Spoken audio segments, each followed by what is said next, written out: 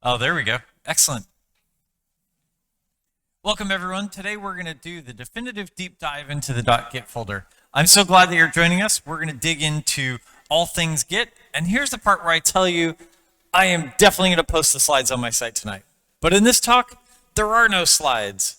So there's no slides, but we will look at a bunch of tools. And so I prepared this gist that talks about all of the things that we're going to look at today.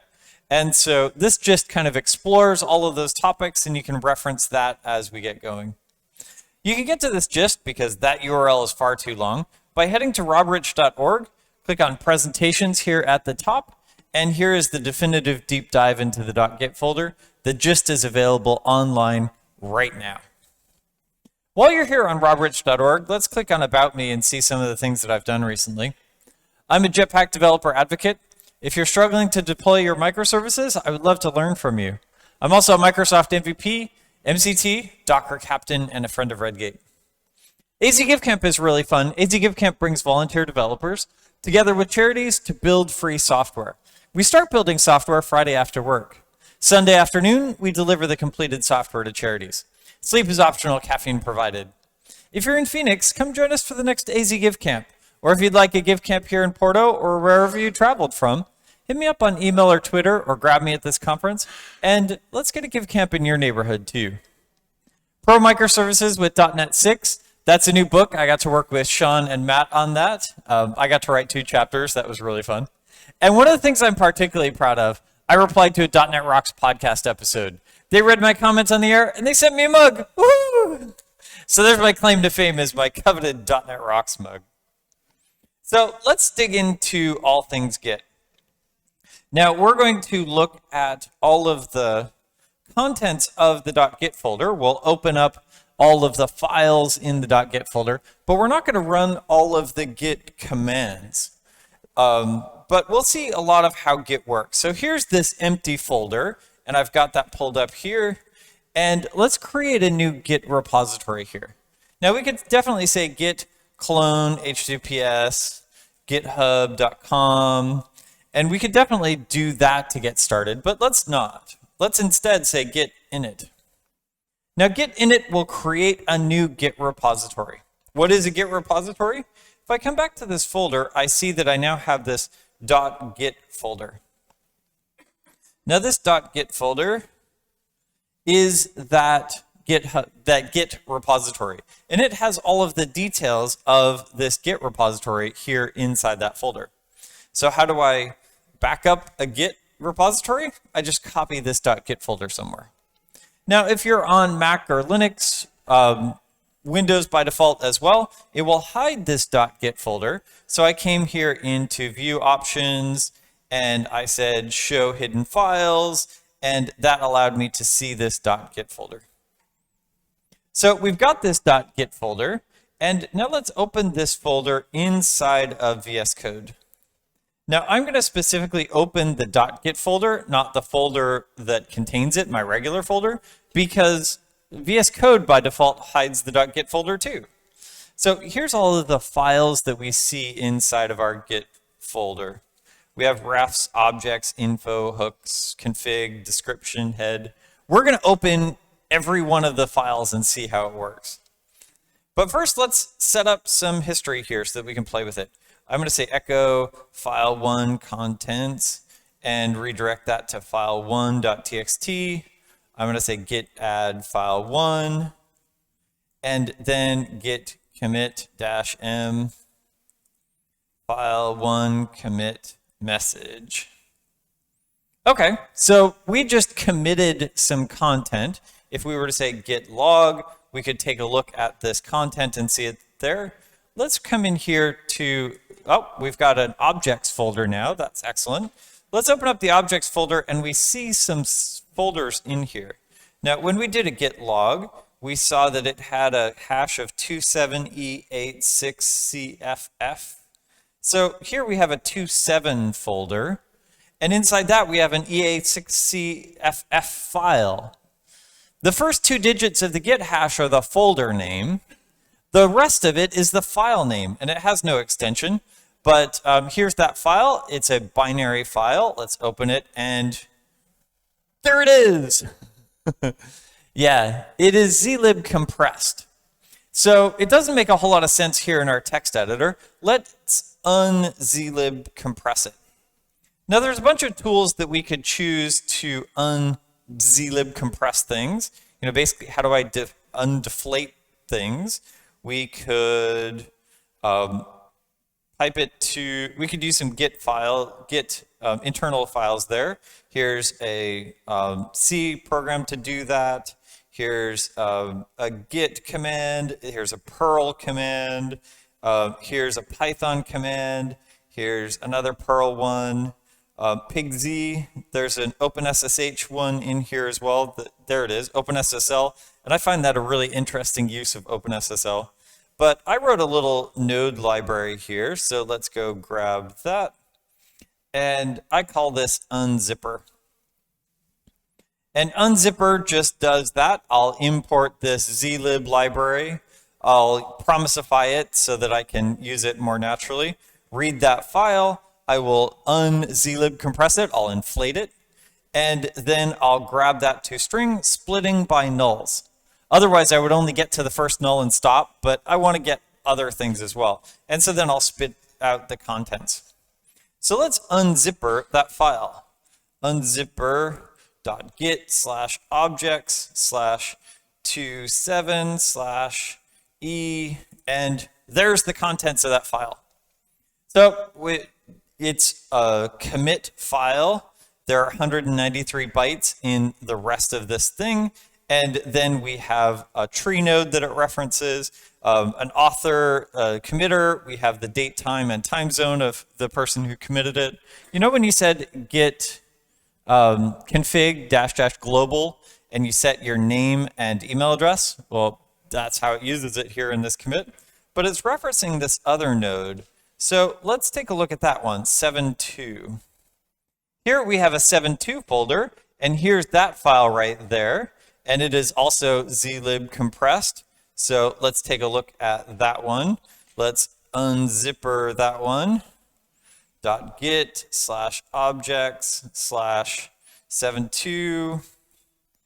And this is double zlib compressed. So, you know, that makes it a little harder.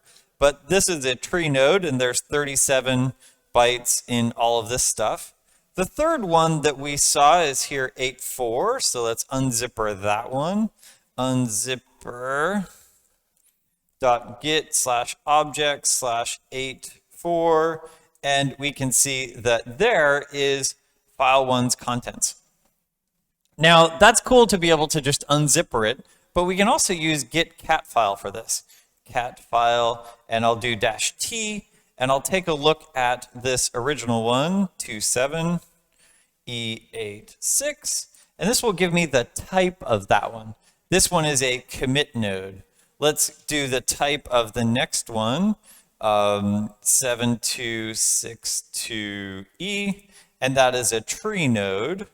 We'll do the last one, 84D55, and we can see that that is of type blob. A commit, let's actually get the contents of that. So rather than -t, let's do -p. And so there's the contents of that. Oh, that was the original one. Let's grab this one, our commit node. So the commit node is of type commit, and it references this tree node. So let's take a look at the contents of that tree node. Git cat file. Now we already did a -t. We know it's a tree node, but let's do a -p to get the contents, because apparently contents begins with P. And that references this blob node. So there's that 84D5. If we do git cat file -p for that one, we get to see the contents of that file. So that's cool. We see that we've got different nodes. We have a commit node that keeps track of the metadata that we put in our commit. We have a tree node that references our working directory, and then we have various blob nodes that show the contents. Let's create another commit. I'm going to echo file2 and redirect that to file2.txt. Now I have a second file in my directory, git add file2, git commit -m file2. And now we see that we have 3 more directories here and 3 more pieces within it. Taking a look at the history, let's do a git log, and we can see that here's that commit node. So git cat file -t, it's a type commit, and its contents reference this tree node. It also references a parent node, which is pretty cool. There's that tree node, git cat file -p, that tree node, and we see we now have 2 files in our working directory at this commit. So we already took a look at blob1, or file 1. Let's look at file 2's blob, git cat file -p there, and we can see that that's the contents of file 2. So trying to keep track of these and navigating through those commands is a little bit hairy. So I actually wrote this really cool mechanism for exploring Git contents. I call it Git Explorer, and it allows us to be able to look through it. So once I specify the path to my repository, not the .git folder, but the parent of that folder, then we can light this up. And so I've already done that, and let's take a look at that project right here. So we have these 6 nodes in our Git repository. Here's this one, that's file 1 contents. That one, here's where we've got our head. So let's show the type. Now I can see that, okay, so here's my 2 commit nodes. Let's make them alphabetical and show the tags. So here's where my head is. There's that one, and it has a parent node of this 2.7. So there's that commit. And it references this 7.2 tree node, so I can wander through there. It references this blob 8.4, and so we can navigate through that. Instead of making it alphabetical, let's do a parent-child mechanism, and we'll show the tags again, we'll show the lines now, and we can see there's our head commit. It references this one. We have 2 tree nodes, and notice how this tree node references this original file 1. We don't need a new blob in our Git history because we already have that content. So let's add another one, echo file 3, and redirect that to file 3.txt. Do we have any new nodes in our system yet? Nope, we still just have those 6. Let's add it to the staging area. Git add file 3. And what we see now is that we have show the type, parent child, show the lines, show the tags. We have this new blob. Now we haven't committed anything, but we did add it to the staging area. So in adding it to the staging area, it wanted to keep track of it, and so it added the blob here of file 3. Excellent. So echo, git commit -m file 3. And now that we've made that commit, then let's refresh, show the type, show the lines, parent child, show the tags. And now we have this new commit that references our previous commit. In our working directory here in the tree, we have 3 files. And here's those 3 files. We have the new one and the 2 original ones. So we have 3 blob nodes that are all referenced by our current commit. Okay, so let's add one inside of a folder. So I'm going to create a new folder here. Nope, not here. Here. And let's create a new folder. And I'm going to say echo file 2 and redirect that to folder /file 2. Let's git add file 2, git commit -m file 2 in a folder. Oh, I didn't add the file 2 in the folder. Let me try again. There we go. So now that I've done that, refresh, show the type, parent child, show the lines, show the tags, and now we have this new commit that references this one, and notice that this folder says I've got 3 files in it, but I also have this other folder inside me.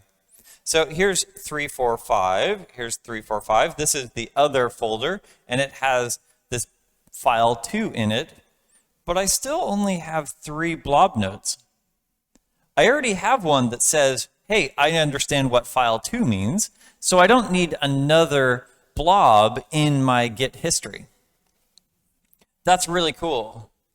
So I'm going to keep cruising along here. I'm going to say echo file 4 into file 4.txt, and I'll pop open file 4 here, and I'm going to be coding along. Apparently I need some more semicolons, and I'm going to put in, accidentally put in a secret here, and I've got some more code, int foo equals bar. Okay, so I'm done with my commit, and let's stage that. Git add file 4, git commit -m file 4. Okay, so I now have this commit in place, and if I refresh it, I can take a look at that content, show the lines, show the tags. Here's my commit. It references this tree node that has now 4 files. It references this folder, which happens to be that same tree node referenced by the previous commit. The folder didn't change. And this new blob that, oh, bummer, I accidentally put a secret here. Let me see if I can remove that secret. Okay, so I'm going to come into my file, and I'm going to remove that secret line, and then I will save it. I'm going to git add file 4. Wait a minute. File 4 already existed. Why am I adding it again? What I'm adding is the changes to that file. I'm not adding this file as one of the tracked files. So I'm just saying, hey, go grab the changes from this file. In all the other examples so far, we've created a new file. So the change was create a brand new file. But in this case, we're just adding those changes. Git commit -m file 4. Now, I want to eliminate that commit. So this one will actually just create a new commit over the top. So let me say amend. And amend is this handy command that will, automatically rebase and squash these two together. So now I've got this new commit. And if I take a look at my Git history, we can see that I've only got that new file 4 that doesn't have the secret in it. Okay. But if I refresh my repository, show the type, parent, child, show the lines, show the tags, here's that commit that I just made. And it references this tree node that references this file that doesn't have our secret in it.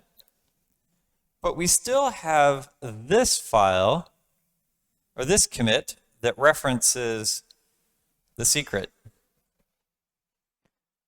Our secret is exposed. The moment that you commit a secret to source control is the moment that that secret is lost. Git is really good at keeping track of your stuff, including the things that you accidentally commit. If you commit a secret, that secret is lost and you need to rotate the keys. Any questions so far on the things that we did, adding commit nodes and tree nodes and blobs or secrets or details around these details? So file 2, if you could change one of your files, would that create a new blob? Yes, there are 2 file 2s. There's this file 2. Oh, if I changed this one outside the folder or this one inside the folder? Okay, so let's do that. Let's change this. Change file 2. And then let's git add file 2, git commit -m file 2. Okay, so we just changed file 2. That was a great suggestion. Show type, parent, child, show the lines, show the tags. Now here in this commit, we reference this tree node. This tree node references this folder, 345. Here's that folder. And this folder includes this blob, 6c4, which is this one over here. Here's file 2. But this commit also references this file 2, which is C6AA, which is this one over here. So yeah, now I have two file2 blobs in my repository. Would stay to make them the same. Ooh, let's do that. So if I change the other one, can I make them the same again?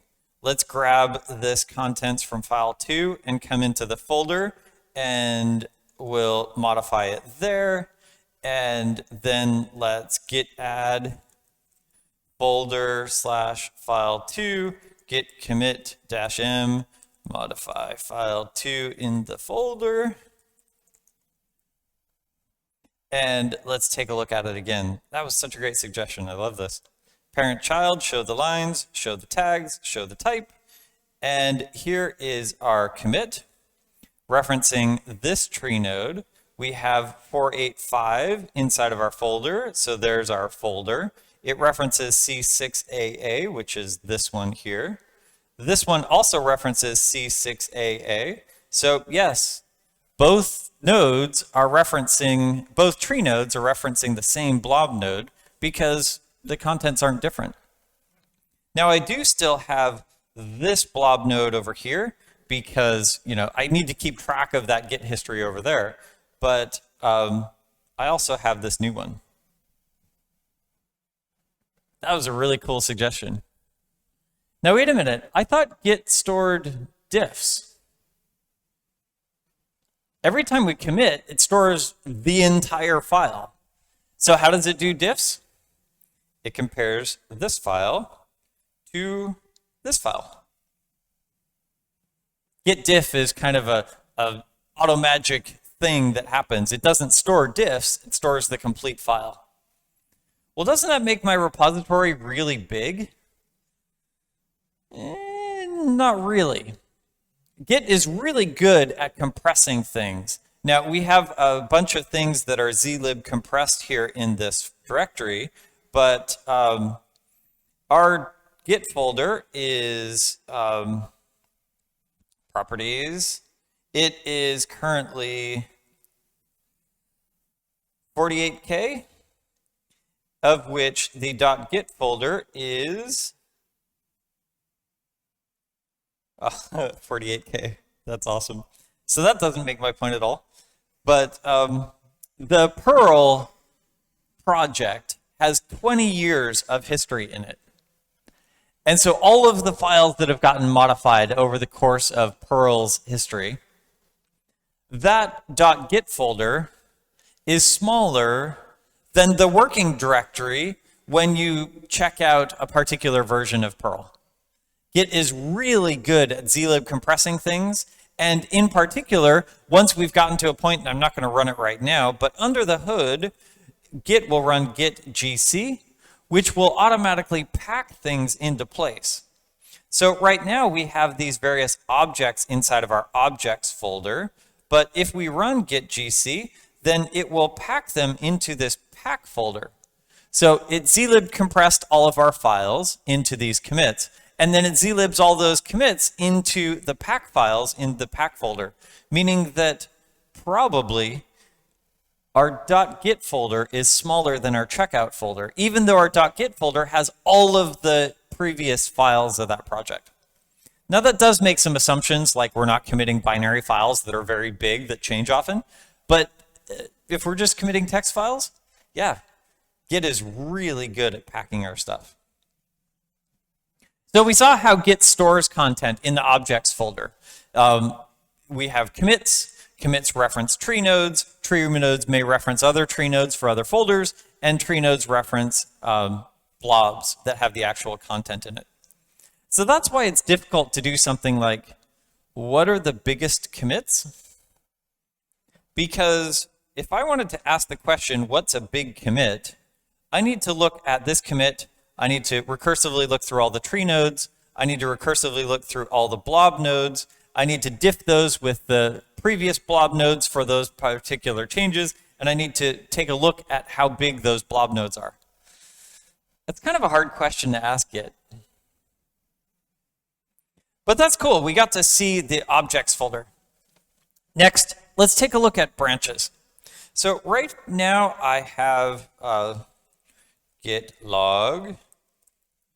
I have a main branch and I have a head branch.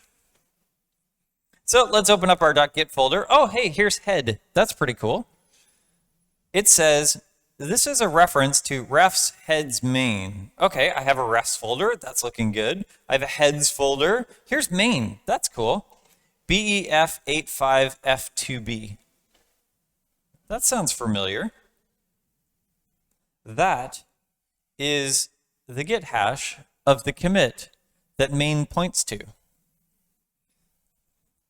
So if I wanted to move main, for instance, I could say, I want to move main to this folder, this spot. So I'll move this to there, and I will do a git log -- one line, and now main is over here at 4B instead of where it was.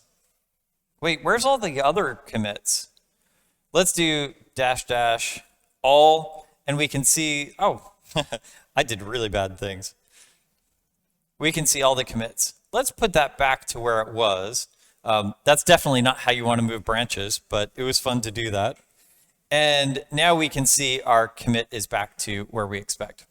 Okay, so let's create a new branch. I'm going to say git branch, and I will branch from this spot, but I'll call this branch new feature. And I'll branch from that git commit. Taking a look at our logs again, we can see that head points to main, and we've got this new branch off on this other commit. So let's take a look at, we now have a new file inside our heads folder, and here's new feature that points at that commit. So right now, head points at refs heads main. Let's make head point at new feature. We do a git log, and now we can see head points at new feature. Now, of course, I've broken git because if I do git status, it goes, hey, all these things are changed. Yeah, sorry. Let me put it back. The only way that you can break git is by messing with files inside this folder. If you're just committing things or checking things out or moving between branches, you really can't break git. Even in the midst of a merge, you can still get yourself back out. The only way you can break it is by changing those files. So now we're back in our regular spot, and we've got our content. Git log -- one line -- graph -- decorate -- all, and now I've got the ASCII art of how these branches move. So branches inside of Git are just files in the refs heads folder. So what if I say, let me check out this, git check out that commit. Ooh, we got a really big scary message. I am in a detached head state.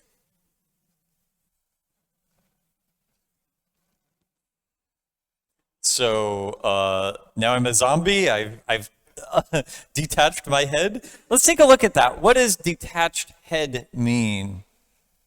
Well, we saw how head pointed at a particular branch, and we've got our branches here. We don't have a new branch referencing this commit. Let's open up head, and head points directly at that commit. Now, I can still do things inside of Git, so let's say echo file 5, and redirect that to file5.txt, git add file 5, git commit -m file 5. I can still do all of the things that I need to do. It's just that I don't have a branch that I'm pointing to. So let's say git checkout main, and now I'm back to a normal branch and everything is fine. But where did that commit go? I don't have a branch pointing to it, so Git doesn't render it correctly. But, you know, we learned this as we were looking at secrets. Let's refresh this, show the type, parent, child, show the lines, show the tags. There it is. There's that commit. So detached head state basically just says head is not pointing in a branch. If you do a whole lot of work and then you move on, you may inadvertently lose that work. Now, that commit is still there for now so that we can see it. Every so often when it runs git gc, it will start to clean up those commits and maybe pack them into those pack files. Any commits that are dangling, like this one, it will delete those after 2 weeks of the commit is no longer referenced and the commit has no branches pointing to it. It's more than 2 weeks old and it has no branches, then Git will delete that one. So we've got this, and how do we now get this back? Well, I want to, actually, let's talk about tags first. Git tag v0.1, and I'm going to tag the main branch. So taking a look at our history, we can see that we now have a tag. How are tags stored in Git? Well, back here in this folder, we have a tags folder, and here's that tag that we just created. It's just a file here that says, hey, this is the commit that the tag points to. And apparently VS Code can really help me with files named .1. Thank you, VS Code. Tags are just files here in the tags folder that allow us to do interesting things. Well, how is that different from remote branches? Well, I have here this Git folder. Let's create a server. So I'm going to say new folder, server. Now we know that a .git folder is a complete history of the entire repository. So this server isn't, well, different. It's just a server. Let's come here into another shell and we'll cd into the server folder. And let's git init this one. Now previously we did a git init and we created a new Git repository. In this case, because it's a server, we're going to say --bear. Now what a bear repository does is it initializes it without the .git folder. So we don't have a working directory in this case. We only have the contents of the .git folder. So here's refs, here's objects. We have all of the details associated with our Git repository. We just don't have a working directory. That's perfect for a server. Okay, so let's add a remote. Now, we could have said at the beginning, git clone github.com, github.com, and we didn't do that. So now how do we add that remote back in?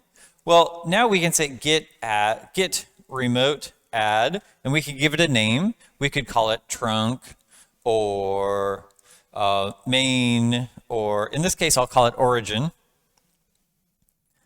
And then we give it a URL, so HTTPS, GitHub, or we could point it at a folder on a server, server path, or we could give it a local path, so c:/git/project, or we could even give it a relative path. So in this case, I know it's up one directory. That's the path to, oh, nope, that's not right. Git remote set URL origin. It is the server folder. There we go. Git remote -v, and we can see that that's the path to the server. Now I haven't sent any of the content to the server yet, so the server doesn't know anything, but I now have that remote. So if I say git log, one line, graph, decorate, all, I don't have any remote tracking branches. But now let's git push origin new feature. I always wanted to do it the other way, git push new feature to origin. And I didn't like that it was flipped, but the cool thing is we actually specify the server first, origin, and then we specify a list of branches. So new feature, and then we can also specify main and v0.1 and whatever other branches that we want to send. In this case, I'm also going to send all of the other tags. So I just pushed all of these features up to this server branch. So back in the server folder, we now have all the objects that we saw before, 2A, 2B, 4B. Here's the file that is the contents of that. We also have on our server the refs folder that references the heads. So we have main and new feature. We also have the tags. So here's v0.1.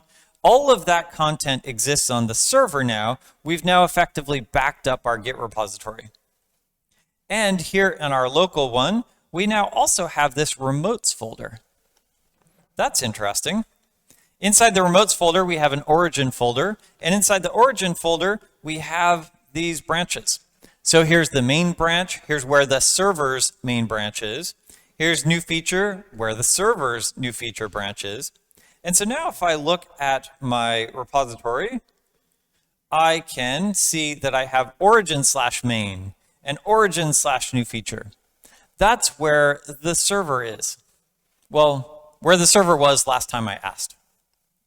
So I'm going to say echo file 8 and redirect that to file 8.txt, git add file 8, not file 3, file 8, git commit -m, file 8, git. Now I've got this new commit, but the server doesn't know about that yet. So let me push that, git push origin main, and now I've just told the server about my new content, and it updated my remote tracking branch to show that the server is now at this new spot. So the refs folder then holds the labels that we've given to various commits. Now we may choose to label them as tags or as branches or as remote tracking branches, but there are just files here in Git that keeps track of them. The conventions that we choose to impose on it are what we may choose to say, this is the server versus this is another repository, this is a tag versus this is a branch, this branch means that we're in production versus this is a new feature. All of those things are things that we kind of impose upon it. But I did that commit way back when, and I want to get back to it. So that's where we transition into logs. Here is the reflog. I've seen some people call it reflog, and I'm like, okay, so I have this bullwhip, and I'm reflog. This is the reflog, and it's the log of where my head reference has been. So I started out with nothing, and I moved to here, and then I moved from here to here, and I moved from here to here, and I moved from here to here. I have similar things for each of the branches where I can see where those things have been. And so I want to go looking for that file that I was looking for. So let's do git reflog. Now I remember that I committed this thing, commit file 5. So I need this commit right here. Git checkout that. Now I'm back into the detached head state. Really scary message, but we know exactly what that means. What it means is that our head points at a commit. Let's make it point at a branch instead. So I'm going to say git checkout -b. So I'm going to create the branch and check it out at the same time. Other feature. And now I am no longer in a detached head state. Our head file now references refs heads other feature. Okay, so that was cool. We got to use the reflog to be able to find commits that we might have lost. Now we could do that for other branches. We could do a reflog on main or a reflog on our feature branch, but that's how we can kind of navigate through time to be able to get back to it. Now if we do run git gc, it might collect that commit and pack them into the pack files. In fact, git gc gets run under the covers every time we run a command, and if it finds things that it needs to do, it will pack those into place. So for example, now our objects folder is just packed into this one big pack file. It's actually this one. And yeah, that's zlib compressed, so ta-da! That's cool. So we've packed our content into place. We've also packed some of our references. We don't have dangling references there, and that's how Git is able to keep those things really tight. So we got to see logs, our reflog, and our reflog then allows us to navigate through history. Next, let's take a look at hooks. Now, hooks are really interesting. Hooks allow us to do automation. So I want to lint all the files that I just staged, or I want to run unit tests before I push. We can hook into various events inside of Git and run these shell scripts, or in this case, it's a Perl script. Now, all of these are end in .sample. So, it's a sample file. So let's go dig into the stash, and I'll go find some hooks that I've built previously, and let's copy those into place. Now, basically, what I've done is just rename the file to not have .sample at the end. Did I just put it on the server? I did. Let's not put it on the server. That would be interesting, but let's put it on the client. There we go. So now we have all of these automation hooks in place. And with each of these, I just created a shell script that would just echo out the hook name that I'm going to do and echo out the parameters that are passed to it, just so that we can watch what's going into these parameters, or these hooks. So now let's do some interesting things. Echo file 9, and we'll redirect that to file 9.txt. Git add file 9. No git hooks yet. We added it, still no git hooks. Git commit -m file 9. And ooh, we got a pre-commit hook. Then we have a prepare commit message hook. We have a commit message hook. And finally, we did that. So each of those gets past interesting things. So for example, the prepare commit message hook says, here's the commit message file, and here's the contents of that file. And so you can, make some adjustments if you need to. The commit message hook says, here's that commit message and some other details. And so if you want to modify that message, go modify that git config file, or return a non-zero exit status code, and we can fail that task. Now, if ever you've done a git deploy in Azure and you've just pushed up your files and then it does some stuff, or maybe on Heroku or another hosting system, and then once you do a git push, it does a bunch of stuff, that's exactly what it's doing. It hooked into the git hooks, but it put them on the server. So it's able to do that automation. So I really like these hooks that I built. Let me say git add.git/hooks/commit message hook, git status. I can't commit files that are inside the .git folder. So I can't commit my automation hooks. Well, how do I share it with you? How do you get to the point where you can run the same hooks? There's a bunch of packages that allow us to do this. If we're in NPM, we can use git-hooks to be able to do it. And basically what it's going to do is it's going to create a symlink somewhere else.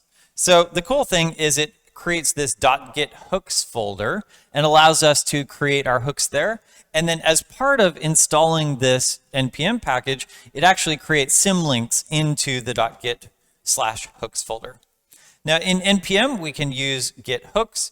If we're in other places, we could use Husky in Node pre-commit is one that's built in Python, and C# uses that as well.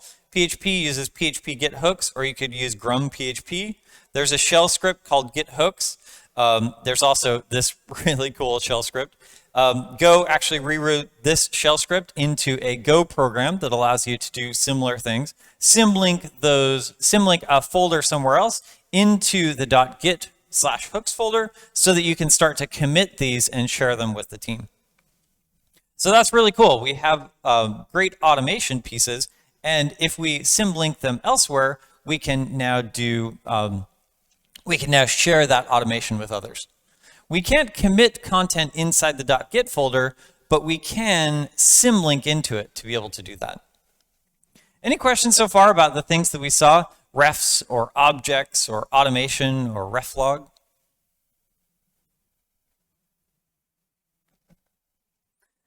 Cool, so let's dig into configuration stuff. Here's the info folder. We have a refs thing. This looks like a temp file in an interesting, here's the ref, and here's the object that it points to. Here's the exclude folder. Now we could exclude things. So if we're in a .NET project, we would exclude bin and obj. If we're in a Python project, we would exclude venv and underscore Python cache. No, it's py cache. If we're in a node project, we would exclude node modules. Now this is the env file. This is great, but this exclude file is inside my .git folder. So once I save this file, I can say git status, and I can't commit it. So though we have this file here, this exclude file, let's not use this one here. Let's instead use a regular git ignore, echo bin to .git ignore, and let's open that git ignore file up inside VS Code. And now we can exclude the files that we want to exclude. And now we can git status. Now we can add this .git ignore file. Git add .git ignore. Git commit -m git ignore file. So yes, one of the files that we saw inside this info directory was that git ignore file, but don't use it. Don't use it because you won't be able to make these changes. You won't be able to share these changes with others. While we're in here, we can also take a look at some index files. So here's the index file. And if we open it up in a text editor, it looks like garbage. We can take a look at other programs that are able to see this. Here's this git index file. And I really like this answer because it describes all of the pieces of the index. And it then gives a nice directory of all of the bytes that this index is using, but then it concludes with, but use git ls files instead. So git ls files is actually super easy. Let's do git ls files. And we'll do -- stage. This stage is what file is this in a merge scenario? So is this local or remote or base? In this case, we're not in the middle of a merge, so all of them are 0. Now here's the file inside of our working directory, and here is the git hash of the last committed version of it.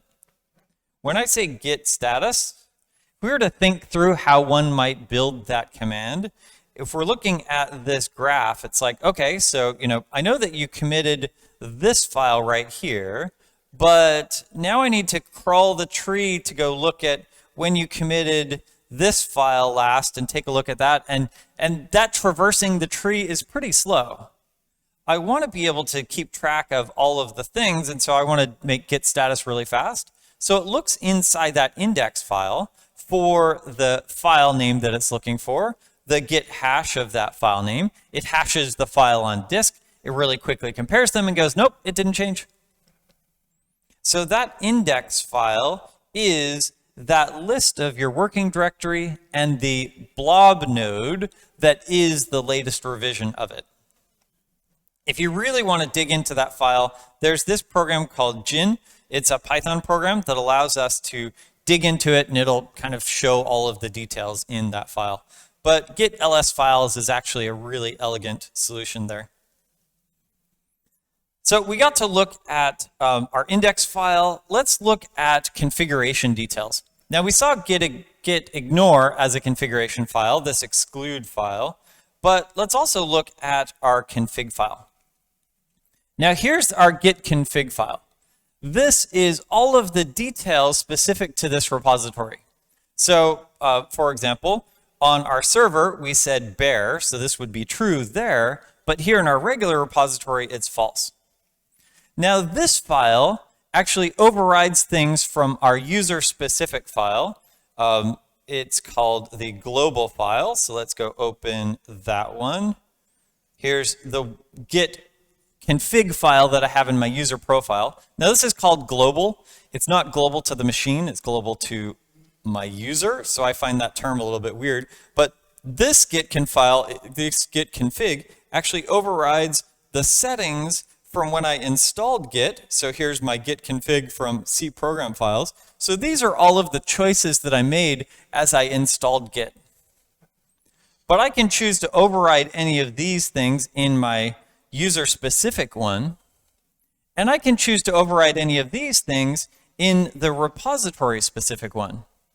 So let's presume that I have a repository for work, but the majority of the content on my machine is local. So here, when I said git config -- global, therefore it ended up in my user-specific global profile, there's that username and email. But I want this one to be my business one. So I'm going to say robrich@company.com. Now, any new commits that I make inside this repository will be for this email address instead of my global one in my user profile. Now, all of the original commits are still for my old one, so it doesn't rewrite history, but I can override any of the settings that I want. So for example, some of the settings that I've chosen to write, I have this autocorrect setting, which is really cool because it isn't unusual where I say git status, and Git says, hey, I think you meant git status. How about I run that for you? And the number here is the tenths of a second. So I say, give me 0.8 of a second to change my mind and hit Control-C, and then just run it. I've set my default branch to main instead of master because I'm using more inclusive language and Black Lives Matter. And so there's that setting that I have inside of my global profile. I also choose to set some beyond compare details, my diff and merge editors. I've set my commit editor to open VS Code. By default, it opens VI. VI is actually really interesting. A great random number generator is to open VI and put a junior developer in front of it and say, can you quit, please? VI is awesome, but VI is not for the faint of heart. So I switched my editor to open VS Code instead. And so it'll open VS Code, I can type my messages there, close that tab, and it will continue on. This -- wait says, once I close that file, then continue. I've also created some aliases. So, we've done a whole lot where we've said git log -- one line -- graph -- decorate -- all, and I typed that so often that I just wanted to create a git hist thing that just did it for me. Here's this alias that says hist means log, one line, graph, decorate all, and that now allows me to do that history without doing that. The other thing that's really easy to do is I start talking about something and then I might flip to a browser tab and I'm researching something, and then I come back here and I say git status. So I have an alias that is git that will run, here's the command line, the exclamation point that says run it as a shell command, that will run git with all of the arguments. So for example, I can do git status, and it'll go, hey, I got that. So these aliases are part of the configuration that allow you to do some really interesting things. Now it's cool because you can overwrite commands, but it would be really easy for you to kind of abstract away the power of Git and make it feel like TFS. Yeah, that made your life easier for a minute or two, but it means that you're also not really taking advantage of Git. So use aliases once you've taught your fingers how the how their true commands work, and get a feel for how those, and then find some aliases that make your life a little bit easier. So use aliases sparingly. We saw how our config file overrides the global config file that is user specific, which overrides the system config file that is the things that we chose in our installer. Now, I would invite you not to change this file, because when you next run your git update, then it will overwrite this file with whatever it pulled down from the new installer. So just leave that one alone. Any changes that you want to make to apply to all Git repositories, do inside this system config in your user profile. And then if you want to tweak those, you can do that inside of your repository specific config. So some other configuration values, I'll just leave that one open. We have the packed refs that allows us to see where those branches are without having to unpack this, not refs, unpack this objects, this pack file. That's pretty cool. And then we also have this description file. Now inside of Git is a web server, whose name I just forgot again. There's a web server that allows us to be able to serve Git repositories. Now, we probably don't use it because we use something like GitHub or Bitbucket or GitLab. And so I bet you've never used the built-in Git web server. In fact, it doesn't even work on the Windows port. But if you use the built-in Git web server, then in that page, this would be the description of this repository. And so we have the description file here in our thing. We looked at head, index, commit, edit, message. Let's flip over to temp files. Now this is the temp file that is the commit message as it passes it into a hook. We might have other temp files like, we do have some temp files here in logs. Nope, not logs. Refs. That's exactly the same as that one. We might have some temp files here inside places that might be like orig head or commit message. And so those temp files might be here in the root, or sometimes they end up in the info folder. So that's been really cool. We've been able to wander through the .git folder and see lots of things. Hooks is for automation. We have some configuration and index files inside of info. Logs allows us to be able to navigate through history with git reflog. We have our objects that are of type commit or tree or blob that allow us to store the history of our content. We have refs that allow us to name particular commits with more human readable names and also track the remotes that we've chosen to reference. We have configuration files that allow us to create aliases or other configuration details. We have then the index that makes everything run really fast. So this is actually really cool. A friend of mine, Eric Potter, created this infographic that kind of describes all of the pieces, which is a really elegant description. Here's the objects folder, how commit nodes might reference themselves. The first two characters is the folder. That might reference a tree node that might also reference another tree node. And finally, blob nodes. We have the refs folder where refs point to a particular commit. Here's the head ref that isn't in a folder because, thanks, Linus. We have other things. And so it's really elegant to be able to look through this infographic and kind of learn things. If you learn better by reading, here's a similar mechanism that allows us to look through each of the files and understand its purpose. And all of these are here on this gist. Here's Eric Potter's infographic and also the Get Ready post, together with the other things that we learned. And that post is up on GitHub at this gist. And you can get to it really easily from robrich.org/presentations. So that is all of the files inside the .git folder. Any questions? Yeah. Push to the server, was that commit and secret, was that also pushed to the server? Ooh, good question.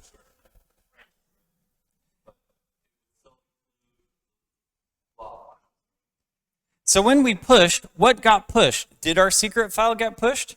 So let's show the type, parent child, show the lines, show the tags. Here is our secret right here, and this is ABE637A. Now we didn't have a branch push to it, so I would expect it wouldn't be there, but let's go look. So here in our server folder, let's go look for our objects. And I'm going to look for AB. Here's A6 and A7. Here's BE. No, this commit was not pushed to the server. Now, if we did have a branch checked out for that, and we push that branch, then we would get to that server, get it to the server. And the interesting thing is then if we delete the branch and delete pushing that commit to the server, it would still be there. Let's actually do that because that'll be really interesting. So here's that commit. I'm going to say git checkout git checkout -b bad things to this commit. Now if I take a look at my history, I'll use my alias git hist. Now we can see that we've got this reference to that secret. Git push origin bad things. So now we've just sent that commit up to the history, up to the server, ABE63. So back in the server, we now have an ABE63 file. Oops. Git push origin. I don't want that bad things on the server anymore. So now if we take a look at it, we no longer have that remote tracking branch, but that commit is still there on the server. So did I contain the spill by not pushing it first? Maybe. Did I use a program where I set this to not there? Where I set it to automatically sync on a schedule, in which case it like automatically pushed my branch to the server? If so, then it got to the server without a specific git push, and the server already has my secret. It is much safer for us to just consider that secret lost the moment that we've committed it, because it's so easy for those commits to accidentally leak past our machine and get onto an external resource. That was a great question, though. Thank you. Yep. What happens if I merge the branches? Good question. So I'm going to say git, let's actually get out to git branch-d bad things. Git checkout other feature. Git merge main. Git log --one line --graph --decorate --all. And we can see that we now merge those things. So what does this commit look like? Let's look inside of our visualizer, refresh, show the type. Oh, there we go, show the type, parent child, show the lines, show the tags. Here is our new commit. And this one is a merge commit. So with all of the other commits, we saw that it had a parent node and then the tree node reference. But in this one, we have two parent nodes. It referenced both sides of those trees. Everything else is the same. We have a tree node here that references this one, and this one references all the files that are in it, including that folder, and it references the particular files. So here's that blob node that we just committed. But that one merge node has two parent nodes. That's the only difference. That was a great question. Thank you.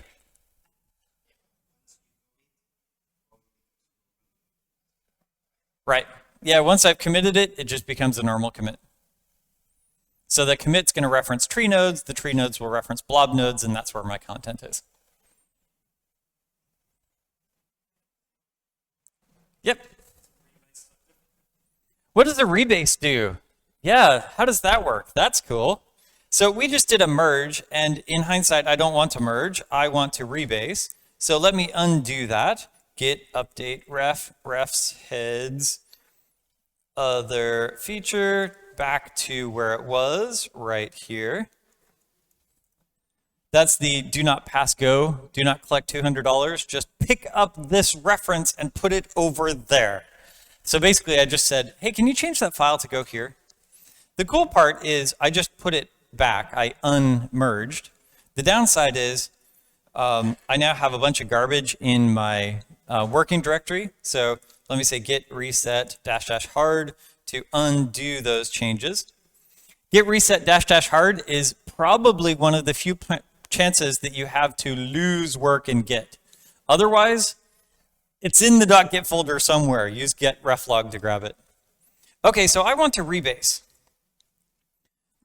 Git log.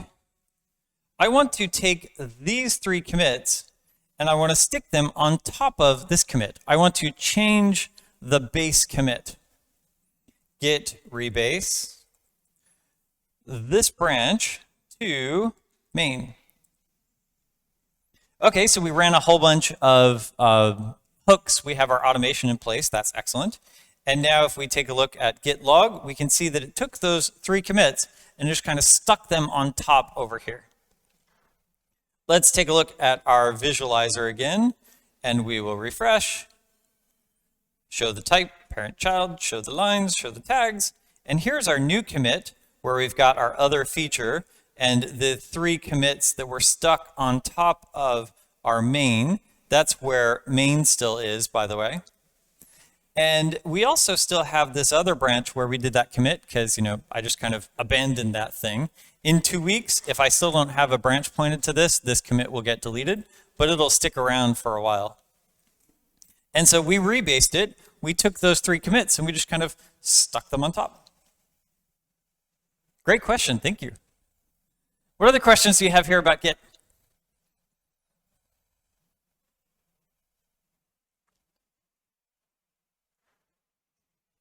Well, this is awesome. Thank you for letting me play.